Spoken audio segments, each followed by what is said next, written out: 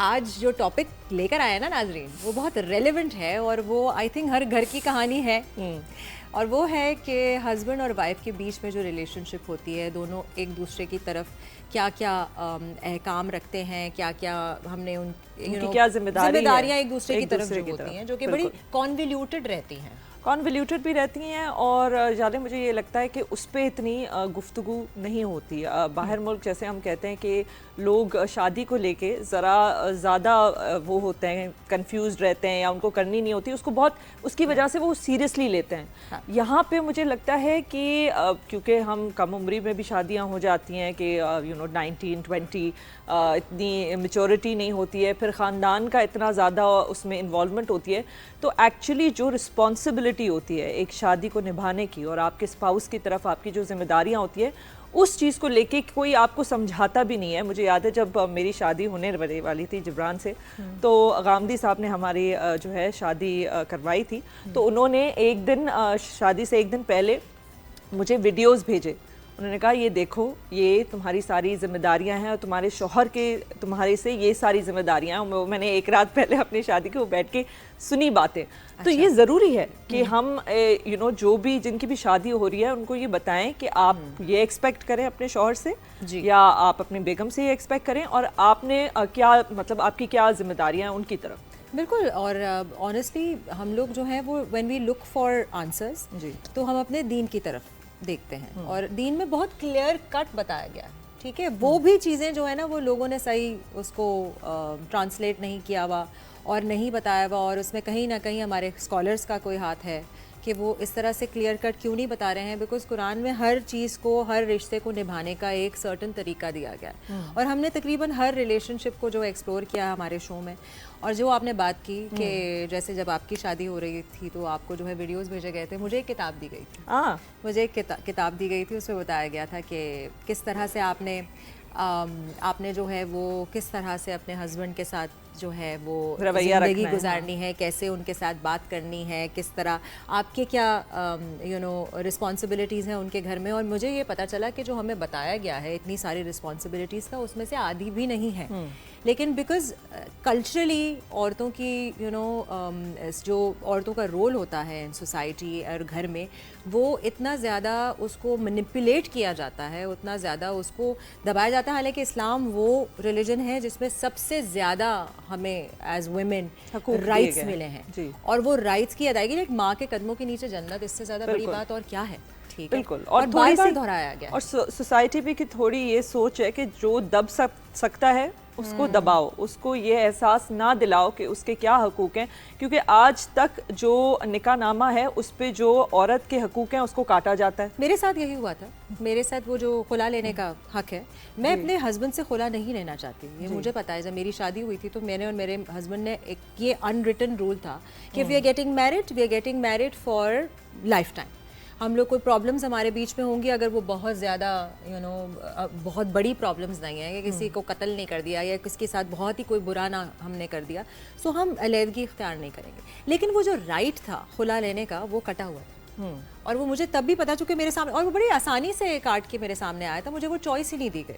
और ये लोगों को दी जाती है चॉइस, बट मुझे नहीं दी गई थी। और ये बहुत सारी ऐसी अनगिनत बातें हैं जिनके ऊपर रोशनी डाली जाएगी। हमारी सोसाइटी में किस तरह से इसके बारे में बात होती है।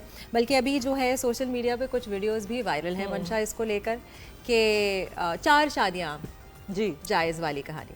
सो ग़ज़वा बदर का आज दिन है और गालिबन ये ग़ज़वा बदर थी, एक और क्या शायद एक और ग़ज़वा थी जिसके बाद जो है वो मर्दों की जो तादाद जो थी, मुझे नहीं पता टू शॉट वाला कौन सा एहसान बताएं। ये है। हाँ जी, थैंक यू। लाइट अगर खुल जाए ना हमारे कैमरास की तो हमें पता चल जाए। सो वो ना रेशो जो है वो ऊपर नीचे हो गया था, ठीक है, औरतों का और मर्दों का।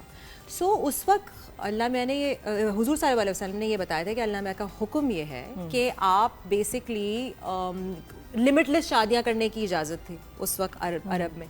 तो उन्होंने ये कहा था कि क्योंकि आप जो है वो सारे मर्द हजरात चले जाते हैं जंग में लड़ने के लिए और फिर उनकी मौत वाक़ई हो जाती है और पीछे से बच्चे और औरतें जो हैं वो निहत्ती रह जाती हैं, उनके ऊपर कोई सरबराही नहीं होती। और उस ज़माने में ये बहुत अच्छी तरीके से जो है वो हमज़ा अली अब्बासी ने एक्सप्लेन किया था एक्चुअली कि उस वक्त कोई उनको प्रोटेक्ट करने वाला नहीं था। तो ये कहा गया था कि आप 4 से ज़्यादा शादियां मत करो, लेकिन वो 4 शादियां इसलिए जायज़ थी कि आप किसी को प्रोटेक्ट कर सको और उसमें भी सबके साथ इंसाफ हो तब करो। हाँ बिल्कुल, एक्चुअली ये वाली बात वो आपने जो कहा कि उस वीडियो में देखा कि शादियों की इजाज़त के अलावा शादियां रेगुलेट की गई, क्योंकि पहले आप जो है आप लिमिटलेस शादियां कर सकते थे और इस्लाम ने उसको रेगुलेट किया और एक नंबर डिफाइन किया कि 4 से ऊपर नहीं की जा सकती। लेकिन जाले ये जो बार बार गुफ्तगू होती है 4 शादियों को लेके, मुझे नहीं समझ आता कि ये थोड़ी सी गैर ज़रूरी लगती है मुझे, क्योंकि आप बार बार देखिए आपका एक रिलेशनशिप है, बिल्कुल उसमें औरत को खुला की भी इजाज़त है, मर्दों को शादी की भी इजाज़त है। लेकिन एक बेगम जाके बार बार अपने शौहर को तो नहीं कहेगी ना देखो मुझे खुला की इजाज़त है, देखो मुझे, कि एक शौहर बार बार ये याद दिलाना अपनी बेगम को कि देखें मैं जो हूँ कर सकता हूँ। भैया अगर आप कर सकते हैं तो ये आपका हक है, जिस दिन आपको करना होगा आप करें और उस दिन जो आपकी बेगम को करना होगा अगर उनको साथ रहना है रहें, नहीं रहना ना रहें। राइट, ठीक है, एक चीज़ होती है आपके पास राइट इख्तियार हासिल है, लेकिन एक चीज़ होती है कि ये मेरे पर जो है वो लागू है कि मैं 4 शादियाँ कर सकता हूँ और करूँगा टाइप, और मैं फ़िलहाल नहीं कर रहा लेकिन शायद आगे करूँगी। मुझे ये बात बिल्कुल नहीं अच्छी लगती है जो आपके अभी आपके जो स्पाउस हैं, अभी जिससे आपकी शादी हुई हुई है, मुझे थोड़ा सा उसकी तौहीन भी लगती है इस बात में, बिकॉज़ हाँ इस्लाम ने आपको इजाज़त दी है लेकिन वो रीज़न्स अलग हैं और ये बार बार दोहराना और कहना कि अभी नहीं लेकिन बाद में, तो मतलब आपने प्लानिंग की है क्या? अच्छा, ये आई गेस ये इनका आपस का मामला है, तो इसके बारे में जो है ऑब्वियसली अब क्योंकि ये एक पब्लिक प्लेटफॉर्म पे बात की गई तो जाहिर सी बात है ख़वातीन होने के नाते ये देखो ये तो एक इंस्टेंस में बता रही हूँ, this is not just this instance, मैंने ये अनगिनत जी ये वाली किस्म बात की है, गुफ्तगू सुनी है। बल्कि मुझे जो है मैं जब भी इस गुफ्तगू का हिस्सा होती हूँ तो मुझे ये हमेशा मर्द हजरात होते हैं जो स्टार्ट करते हैं क्योंकि उनको बहुत शौक है स्टार्ट करने का ये गुफ्तगू, और आई थिंक हम लोग भी पार्ट थे इस गुफ्तगू का एक दफ़ा है। यस वी वर, और आई थिंक रमज़ान का ही महीना था। अच्छा, मेरे घर पे ही हो रही थी ये, और मुझे उस वक्त जो है ना थोड़ा सा गुस्सा इस बात का आना शुरू होता है कि ये सारे शादीशुदा आदमी ऐसी बातें करते हैं, ठीक है, ये गैर शादीशुदा नहीं करते उनकी तो एक हो जाए, वो तो सोच रहे हैं हमारी एक हो जाए तो उसमें उनको बड़ा बुरा लगता है कि औरतों को बुरा क्यों लग रहा है। भाई मुझे तो इजाज़त है, भाई इजाज़त है, ज़रूरी नहीं है, ये बात में डिफरेंस रखना बहुत इम्पॉर्टेंट है। खैर मैं बिल्कुल भी इस्लामिक स्कॉलर नहीं हूँ, ना ही मंशा हम लोग कोई बिल्कुल क्लेम नहीं करते, हम वही बातें दोहरा रहे हैं जो हमने सीखी हैं, सुनी हैं, और ये बातें जो हैं हम ऑब्वियसली इसके मुतल्लिक जो है हमारे जो यहाँ पे स्कॉलर आएंगे जिनको ज़्यादा इल्म है, जिन्होंने इसका मुताल्ला किया है, उनसे करेंगे। लेकिन हम generally main and women in society की अगर बात करते हैं तो ये बहुत सारी चीज़ें जो ना इस ज़ुमरे में आ जाती हैं। और मैं यही बात करती हूँ कि देखें ये चीज़ बोलना बड़ा आसान है, लेकिन ये चीज़ अगर ऐसा ही होता ना कि इतना आसान होता तो शायद हर शादीशुदा मर्द ने 4 शादियां ही की होती। ये चीज़ बहुत मुश्किल है क्योंकि एक तो आपने फाइनेंशियल बर्डन उठाना है, जितनी आपकी बेगमें होंगी उतने आपके बच्चे होंगे।